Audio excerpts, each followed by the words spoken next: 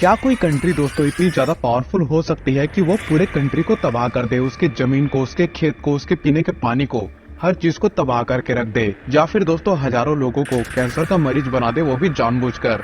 और फिर दोस्तों वह कंपनी इतनी ज्यादा ताकतवर हो जाए कि अपने खिलाफ उठने वाली हर आवाज को पूरी तरीके से दबा दे, चाहे दोस्तों उसके लिए उसको मिलिट्री का यूज क्यों न करना पड़े। और फिर दोस्तों वह कंपनी पैसों और मीडिया प्रोपेगेंडा यूज करके अपने हर एक गुनाह पर पर्दा डाल दे, क्योंकि जो कुछ उस कंपनी ने किया अगर वो खुलकर सामने आ जाए तो पूरी दुनिया हिलकर रह जाएगी। लेकिन दोस्तों अब वक्त आ गया है कि इस कहानी को एक्सपोज किया जाए। तो दोस्तों आज इस वीडियो में हम आपको बताने वाले हैं, यानी कि एक ऐसी कंपनी की कहानी के बारे में जिसने अपने फायदे के लिए लाखों इंसानों की जिंदगी दांव पर लगा दी।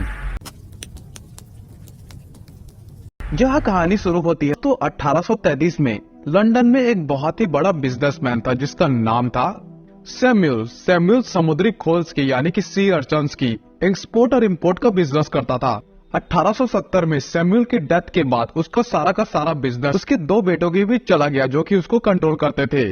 सैमुअल के बड़े बेटे मार्कस ने मिट्टी तेल को एक्सपोर्ट करने का काम शुरू कर दिया। अब दोस्तों उस जमाने में ये तेल इन शिप्स में ऐसे बैरल्स के थ्रू एक जगह से दूसरी जगह तक भेजी जाती थी। लेकिन दोस्तों यहाँ पर मसला ये था कि ये बैरल्स लीक हो जाती थी और दोस्तों तेल बहुत सारा वेस्ट हो जाता था। मार्कस ने दोस्तों इसी प्रॉब्लम की हल करने के लिए तेल टैंकर इजाद किया ताकि दोस्तों तेल को डायरेक्टली सी पोर्ट्स पर खड़े टैंक्स में डाला जा सके। और दोस्तों पहली बार 1892 में मार्कस के बनाए हुए टैंकर्स में यह तेल स्विस कैनाल को क्रॉस करके इधर एशियन मार्केट में जैसे कि थाईलैंड और इंडोनेशिया तक पहुंचे। यह पहला मौका था दोस्तों जब एशिया और यूरोप की ऑयल की सप्लाई समुद्र के जरिए आपस में कनेक्ट हुई थी। इस एक ट्रिप के बदौलत दोस्तों मार्कस को एक बहुत बड़ी बिजनेस अपॉर्चुनिटी नजर में आई। उस जमाने में दोस्तों एक और कंपनी थी जो कि ऑयल सप्लाई का काम किया करती थी और वो थी दोस्तों standard oil limited, rocker family की अपनी एक ऑयल मेकिंग कंपनी। लेकिन दोस्तों स्टैंडर्ड ऑयल सिर्फ यूरोप तक तेल की सप्लाई कर रही थी। उन्हें जब पता चला दोस्तों कि मार्कस अपने तेल के टैंकर्स लेकर एशिया गया है तो उन्होंने मार्कस को ऑफर दिया कि वो स्टैंडर्ड तेल के टैंकर्स भी एशिया सप्लाई करना शुरू करे और बदले में उनसे कमीशन ले ले। मगर दोस्तों मार्कस यहाँ पर कुछ और ही सोच रहा था। उसने सोचा कि किसी और कंपनी के लिए काम करने से बेहतर है क्यों ना अपनी खुद की तेल की ट्रेडिंग कंपनी बनाई जाए। बिकॉज दोस्तों रॉकफेलर्स उस समय हर जगह छाए हुए थे और दोस्तों स्टैंडर्ड तेल के मुकाबले में कंपनी खोलने का मतलब था उनसे दुश्मनी मोल ले लेना। मगर दोस्तों मार्कस ने किसी भी चीज की परवाह नहीं की और दोस्तों मार्कस ने 1907 में रॉयल डच नाम की एक कंपनी से हाथ मिलाकर एक नई कंपनी बना दी, यानी कि दोस्तों रॉयल डच पेट्रोलियम के साथ मिलकर एक नई कंपनी बना दी और उसका नाम रखा दोस्तों वर्ल्ड फेमस सेल, जिसको आप भी जानते होंगे। अब दोस्तों स्टैंडर्ड ऑयल को मुकाबला देना यानी कि चुनौती देना और चैलेंज करना इतना आसान नहीं था, but thanks to very high demand of oil at that time sale दोस्तों बहुत ही जल्द दुनिया की टॉप तेल सप्लाई करने वाली कंपनी बन गई। और दोस्तों वर्ल्ड वॉर 1 के दौरान सेल ब्रिटिश आर्मी को सबसे ज्यादा तेल सप्लाई करने वाली कंपनी थी। और दोस्तों कई सारे डॉक्यूमेंट्स में तो ये भी कहा गया है कि अगर सेल ना होता तो शायद एलॉयज कभी भी जर्मन्स को हरा नहीं पाते। वर्ल्ड वॉर 1 के बाद ऑयल 20th सेंचुरी का सबसे इम्पोर्टेंट रिसोर्स है। जिसके पास तेल के सभी ऑयल्स का सप्लाई का कंट्रोल होगा वो पूरी की पूरी दुनिया पर राज करेगा। और दूसरी और सबसे इम्पोर्टेंट बात ये दोस्तों कि सेल कंपनी अब स्टैंडर्ड तेल को बीट करके दुनिया की सबसे बड़ी ऑयल कंपनी बन चुकी थी।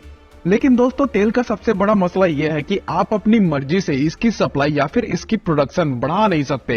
एक तो दोस्तों यहाँ पर तेल रिजर्व्स कुछ लिमिटेड कंट्रीज के पास ही अवेलेबल है और दोस्तों दूसरी तरफ इसको एक्सट्रैक्ट करना और रिफाइन करना एक बहुत ही खासा महंगा काम है। और दोस्तों जिन कंट्रीज के पास ऑयल के रिजर्व्स होते हैं वो बड़े ही ज्यादा प्रोटेक्टिव होते हैं, वो भी दोस्तों अपने नेचुरल रिसोर्सेज को लेकर यानी कि बहुत ही सद्भाव होते हैं। इसलिए दोस्तों मार्कस के मन में एक सॉल्यूशन आया। वो कोई ऐसी कंट्री को ढूंढने लगा जिसके पास तेल के बड़े बड़े रिजर्व्स हो और वो कंट्री अच्छा खासा गरीब हो और वहाँ पर ठीक ठाक करप्शन भी हो। और ये सारी कंडीशन सिर्फ एक ही कंट्री पर लागू होती है दोस्तों, और वो कंट्री है दोस्तों अफ्रीका, जिसके वेस्ट में लोकेटेड है दोस्तों नाइजीरिया। यहीं से शुरुआत होती है दोस्तों सब चीजों की। पूरे अफ्रीका के सबसे बड़े तेल और नेचुरल रिसोर्सेस यानी कि नेचुरल गैस रिसोर्सेस यहीं पर अवेलेबल है दोस्तों। अपॉर्चुनिटी को देखते हुए सेल ने 1940 में नाइजीरिया में अपनी कंपनी सेटअप कर ली। और फिर क्या था दोस्तों, ये नेचुरल खूबसूरती से माला माल यह कंट्री प्रॉफिट के लालच में और पावर की हवस की भेंट चढ़ गई। सेल ने दोस्तों नाइजीरियन गवर्नमेंट के साथ पार्टनरशिप कर ली ताकि उनके और बिलियन ऑफ डॉलर्स के प्रॉफिट के दरमियान कोई ना आ सके।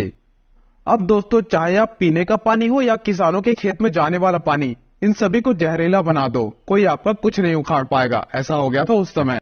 किसान दोस्तों उस समय खेतों में जाने से डरने लगे थे क्योंकि गलती से उनसे माचिस ना जल जाए। अगर माचिस जलती तो वो सब के सब भस्म हो जाते, क्योंकि दोस्तों वहाँ के सारे खेतों में पानी कम और तेल ज्यादा था। सारी की सारी नहरें दोस्तों तेल की वजह से खाली हो चुकी थी और दोस्तों वहाँ के लोगों में कैंसर फैलना शुरू हो गया था। सोच रहे हो इतनी भयावह बीमारी। खेत दोस्तों वहाँ के बंजर होने लगे थे और मजबूरन लोगों ने सेल के खिलाफ प्रोटेस्ट करना शुरू कर दिया। लेकिन जब गवर्नमेंट ही आपकी पार्टनर हो तो प्रोटेस्ट आपका कुछ नहीं बिगाड़ सकते। 1990 में दोस्तों सेल के खिलाफ होने वाली प्रोटेस्ट पर आर्मी बुलाई गई थी और दोस्तों वहां के निहत्थे लोगों पर गोलियां तक चलाई गई थी। ग्रेनेड फेंकने के कारण 80 लोग मारे गए थे और दोस्तों वहां के 600 घरों को आग लगा दिया गया था। लोगों का जुर्म सिर्फ ये था दोस्तों कि उन्होंने एक कंपनी मात्र के खिलाफ आवाज उठाया था, जो कि सच भी था। जिस कंपनी ने दोस्तों इनके पीने के पानी को और खाना उगलने वाले मशहूर खेतों को यानी कि बहुत अच्छे खेतों को जहर बना दिया था, जिसकी वजह से दोस्तों इनके अपने छोटे छोटे बच्चे कैंसर से मर रहे थे।